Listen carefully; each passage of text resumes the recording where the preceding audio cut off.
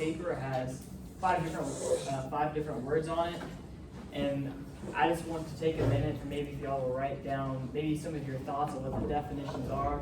We'll do 1 minute of that. Mrs. Griffin, could you tell me when a minute is up for them?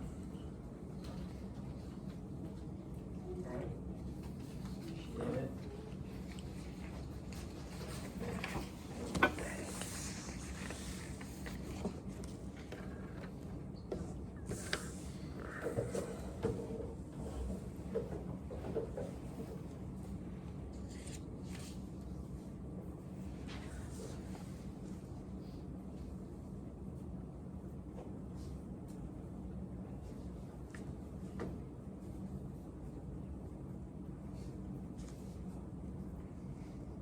I know the words are kind of hard, so it's all right if you don't know any.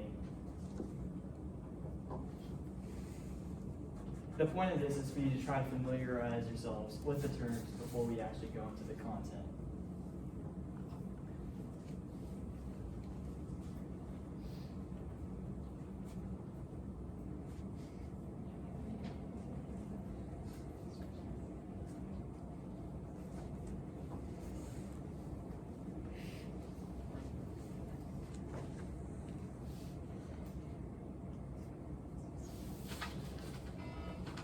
All right, cool. All right.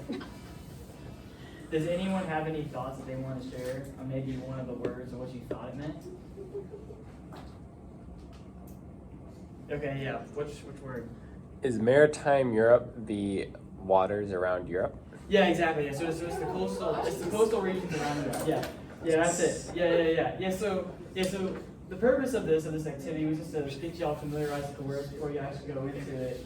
And so, what are regions? What are regions? Well, regions, it's usually an area of land or maybe a body of water that's given that's described by its characteristics. And so, yeah, regions are areas of land or water that have distinct characteristics or boundaries. And so, how we divide up these regions is by giving these regions like different labels, right? And so these labels, they can be identified by like mountains, climate, ecosystems, like for example, rainforests, right? Rainforests are given that label due to their climate, their temperate climate. And so, and an example here of a region, this is maritime Europe, and that's going to be the example we're going to be using as a formal region, and we're going to be going to like some identifiers within the region. So maritime Europe is a coastal sub-region. So a sub-region is just like a smaller region within like a formal region, which would be Europe in and of itself. It'd be like the continental region. So it's just it's a sub-region of Europe. And so, all right, so yeah, and so there's actually a whole process that goes with giving regions regional labels, and it's called regionalization. Regionalization is just the process and research of separating the Earth into separate regions by different characteristics. So you identify the regions by their characteristics. So whether it's mountainous, whether whether the climate is humid or whether it's very dry or cold, or maybe even by the industrialization, right? Because like New York City, that's considered a region. It's considered a region because of its function, its functionality, and the people that live there. So, yeah. And so we're going to get into our first category of regions. So you already heard one. It was a sub-region, but formal regions. This is probably the biggest region. Now, a formal region, it's just a uniform region that is usually made up of political boundaries. So, for example, the United States. There's different states, and they're all uniform under one government, and so sometimes that could be comprised of like a region. And so so the United States, it's a uniform region separated by its political boundaries surrounding the different states. Also, I'm not sure if I clarified this, but yeah, there's guided notes if y'all didn't know. So yeah, there's guided notes. But yeah. Yeah, and then also like the USSR, it's a formal region, and like the different provinces in the USSR that makes up that that formal region, which is the USSR. So, yeah, alrighty, and then yeah, here's some examples of formal regions, right? So like Berlin, Munich, all these different functional regions, they make up this formal region, which is Germany. So, all right. So now we're on to the second category of regions. This is functional regions. Okay. So while the last region, formal regions, it was characterized by its political boundaries, right? So like the boundaries that made up that region. A functional region, it's more identified with its functionality and its characteristics or natural structures. So like for example, maybe like Mount Everest, right? That would be described as a functional region due to it being a natural structure. Or like New York City, because its function, the function of New York City, it's industrialized. It has all these companies. That's where people go to get corporate jobs.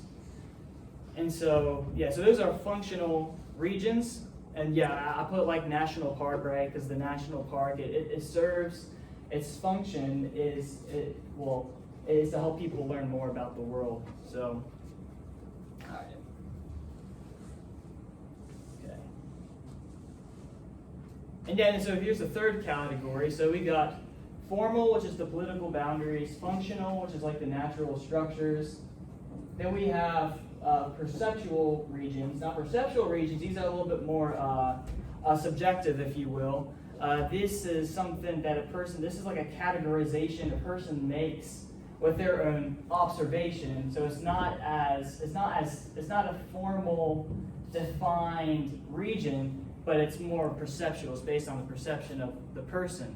So it says regions that are given identifying markers based on perception or views. So for example, I'll put an example of the Bible Belt. Now while there may be a more formalized map of maybe some definite states that is in the Bible Belt, most people use that term Bible Belt in a more loose and ambiguous way. So I use the Bible Belt as an example of a perceptual region. And then like we also have like the Appalachians, right? Sometimes it is identified with formal boundaries, but then there's other times by which the Appalachians it can be described by maybe the accent of the people that live there, the geographical structures of where they live, and stuff like that. And then there's also the Wild West, and this is essentially an area or a region that's perceptualized based on an idea of just cultural Western living. So that's the third category. All right. And then we have subregions. So I kind of already explained what that is, and I use maritime Europe as an example. And we're going to get more into maritime Europe after this slide, just to go into some identifying markers which make up that subregion of maritime Europe. But a subregion is just a region that's a part of a formal region, so a region that has political boundaries. It's just a part, or it's just a part of that. It's a section of that that's characterized to from its. Well, yeah. So, all right. Okay, so yeah, subregions. So yeah, it's like Western Europe and Maritime Europe. Those would be examples. So, all right. So yeah, Maritime Europe. We're gonna just look at this a little bit closer. And what makes Maritime Europe a subregion, and what are some identifying markers that separates Maritime Europe from maybe the rest of the other subregions of Europe? So Maritime Europe, it is a coastal region of Europe, and I tried my best to kind of map out Maritime Europe. So like all the countries that is in Europe, well, Turkey's debatable, but all the countries that are surrounding the like, for example, like the Mediterranean Sea or like the Atlantic, all the countries that have that have a coast, that would be considered like Maritime Europe. So it's a pretty big subregion, And so the maritime boundaries is the boundary between the range, the coastline, and the high seas. And then in maritime Europe, it covers the Atlantic and the Mediterranean. And then just to list some countries that maritime Europe includes, it would be such as like the United Kingdom is right there, right? So they have their own coastline, right? United Kingdom, Ireland, and yeah, so Ireland right there, you see has a coastline. Norway, Denmark, Sweden, Finland, Iceland, etc. So all these countries, they're a part of maritime Europe. So, all right.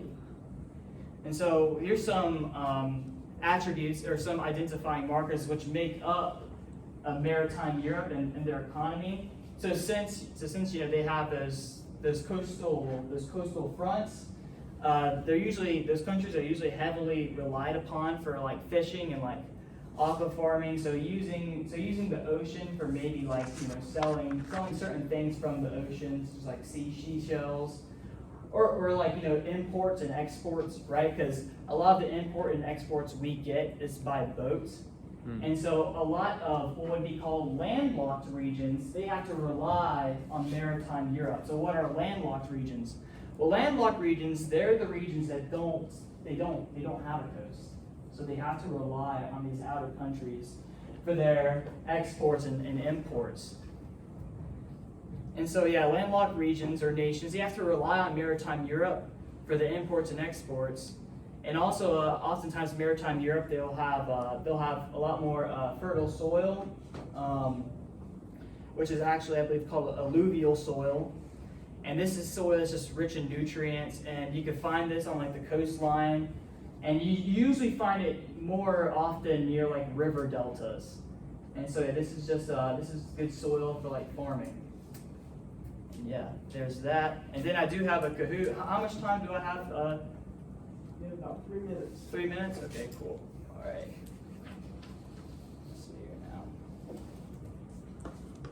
All right.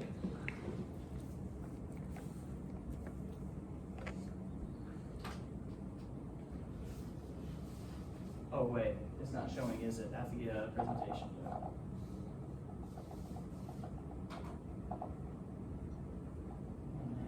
You might have to drag it.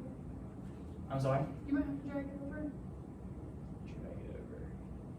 Oh, how do I do that? I just exit out of it? Okay, yeah, there we go. That worked. Alrighty.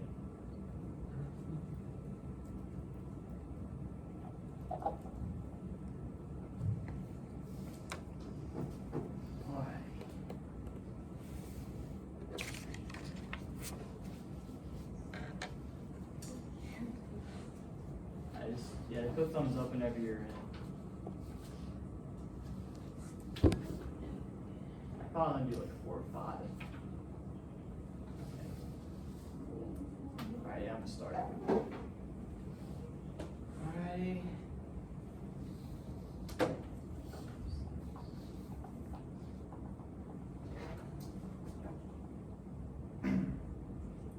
So, what is a region? That's the first question. All right, yeah, good job. Good job, all right. Thanks.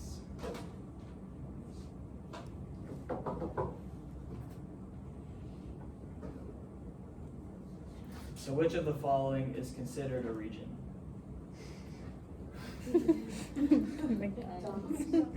Okay. All right.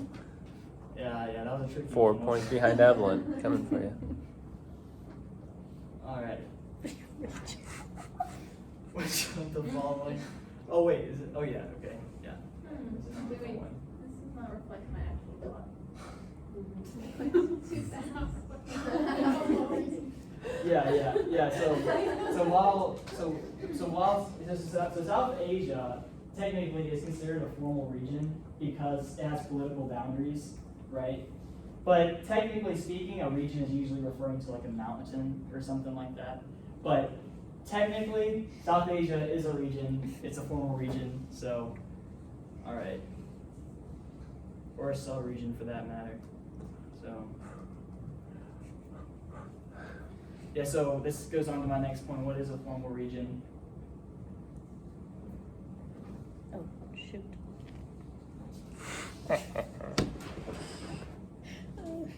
I'm on the podium. All right, yeah. Okay, that one was a little tricky. Okay, yeah, and I guess I'm probably out of time now.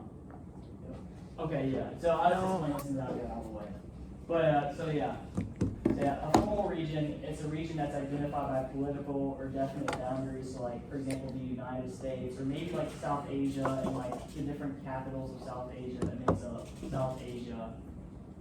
And a region that's identified by its function, like its use and how it's used, that'd be called a functional region, right?